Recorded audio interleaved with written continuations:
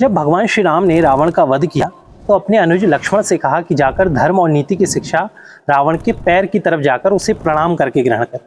ऐसा कहकर भगवान श्री राम ने पूरी ह्यूमन सोसाइटी को यह मैसेज दिया कि किसी मनुष्य में यदि अवगुण हैं तो क्वालिटीज़ भी होती हैं और हमें उन क्वालिटीज़ की रिस्पेक्ट करनी चाहिए। वैसे हम जानते हैं कि रावण एक प्रकांड पंडित था, शिव भक्त था। वहीं दूसरी तरफ देखें तो बचपन से किताबों में पढ़ाया जाता है कि हमारे राष्ट्रपिता महात्मा गांधी हैं, क्योंकि आज़ादी की लड़ाई में उन्होंने अहिंसा और सत्य के मार्ग पर चलकर अपने जीवन संघर्ष को पूरा किया। लेकिन सत्य और अहिंसा में जब किसी एक को चुनना हो तो हमें इतिहास पता है, गांधी जी ने हमेशा सत्य का साथ दिया।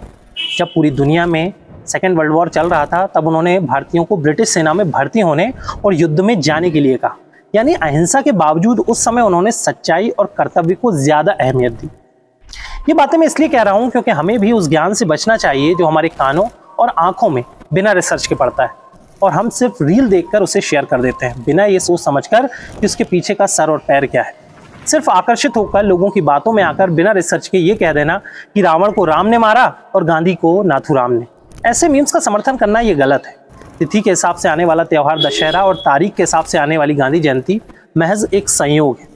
अगर हम इसमें कुछ अच्छा और मानव समाज के हित का नहीं खोज सकते तो हमें कम से कम ऐसे गलत प्रचार करने वाले मीम से बचना चाहिए, क्योंकि अंततः यह हमारे राष्ट्र और धर्म की गरिमा का प्रश्न है।